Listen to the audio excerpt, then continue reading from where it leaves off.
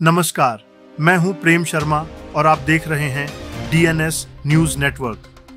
आज हमारे देश ने एक महान नेता, एक सच्चे सेवक और एक अनमोल विचारक को खो दिया है।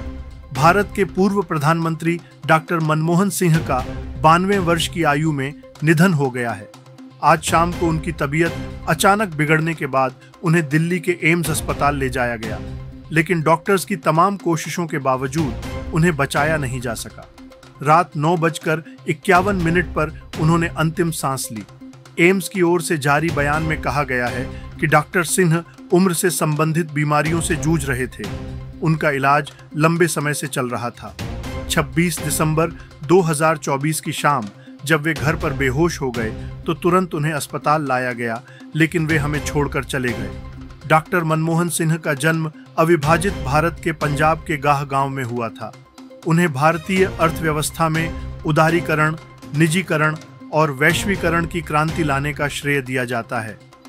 1991 में पीवी नरसिम्हा राव की सरकार में वित्त मंत्री के रूप में उन्होंने देश की आर्थिक दशा और दिशा बदलने में अहम भूमिका निभाई। 2004 से 2014 तक वे भारत के प्रधानमंत्री रहे और इस दौरान उन्होंने देश को विकास के नए आयाम दिए। वे अपनी सरलता, ईमानदारी और नीतियों के लिए हमेशा याद किए जाएंगे।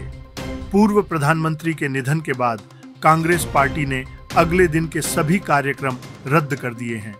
राहुल गांधी और मल्लिकार्जुन खड़गे, जो कर्नाटक में थे, जो अपने सारे कार्यक्रम रद्द कर दिल्ली पहुंच चुके हैं। सोनिया और प्रियंका गांधी पहले से ही अस्पताल में मौजूद हैं।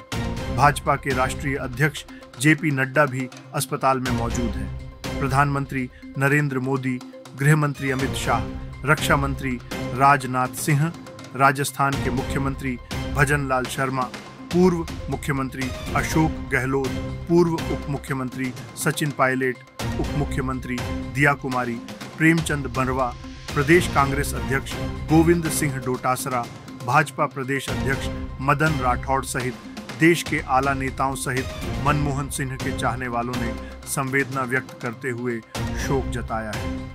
मनमोहन सिंह को लेकर की गई तारीफ के अल्फाज प्रधानमंत्री नरेंद्र मोदी के अगस्त 2023 को सदन में doctor Manmohan Singh ji wheel chair में आए, वोट किया। एक सांसद अपने दायित्व के लिए कितना सजग है उसका वो उदाहरण है। सवाल ये नहीं है कि वो किसको ताकत देने के लिए आए थे। मैं मानता हूं वो लोकतंत्र को ताकत देने आए थे। जब भी हमारे लोकतंत्र की चर्चा होगी तो कुछ माननीय सदस्यों की जो चर्चा होगी उसमें माननीय डॉक्टर मनमोहन सिंह की योगदान की चर्चा जरूर होगी। मैं विशेष रूप से माननीय डॉक्टर मनमोहन सिंह जी का स्मरण करना चाहूंगा। 6 बार इस सदन में वो अपने मूल्यवान विचारों से और नेता के रूप में भी और प्रतिपक्ष में भी नेता के रूप में उनका बहुत बड़ा योगदान रहा है। वैचारिक मतभेद, कभी बहस में छींटाकशी, वो तो बहुत अल्पकालीन होता है, लेकिन इतने लंबे अरसे तक जिस प्रकार से उन्होंने इस सदन का मार्गदर्शन किया है, देश का मार्गदर्शन किया है, वो हमेशा हमेशा जब भी हमारे लोकतंत्र की चर्चा होगी तो कुछ माननीय सदस्यों की जो चर्चा होगी उसमें माननीय डॉक्टर मनमोहन सिंह की योगदान की चर्चा जरूर होगी। डॉक्टर मनमोहन सिंह को हम केवल एक नेता के रूप में नहीं बल्कि एक विचारक और मार्गदर्शक के रूप में भी याद करेंगे। उनकी उपलब्धियां और उनके विचार आने वाली पीढ़ियों के लिए प्रेरणा बने रहेंगे।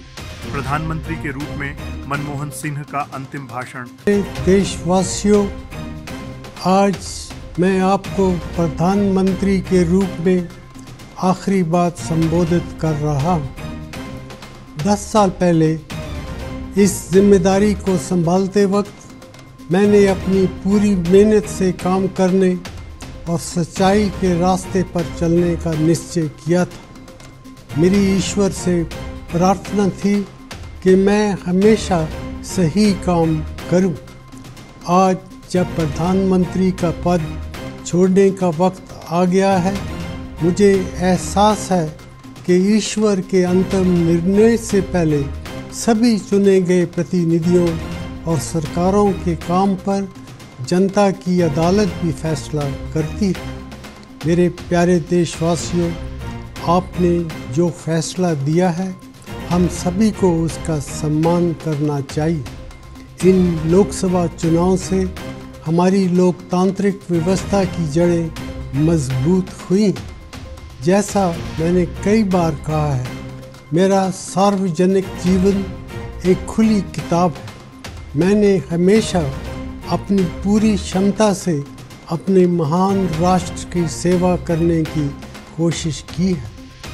पिछले 10 सालों के दौरान हमने बहुत सी सफलताएं और उपलब्धियां हासिल की हैं, जिन पर हमें गर्व है। अगर आप हमारे चैनल पर नए हैं तो डीएनएस न्यूज़ नेटवर्क को सब्सक्राइब करना ना भूलें। इस वीडियो को लाइक और शेयर करें ताकि और लोग भी इस महान नेता को श्रद्धांजलि दे सकें। इस खबर से जुड़े विस्तृत विश्लेषण और विशेष वीडियो के लिए देखते रहिए डीएनएस न्यूज़ नेटवर्क।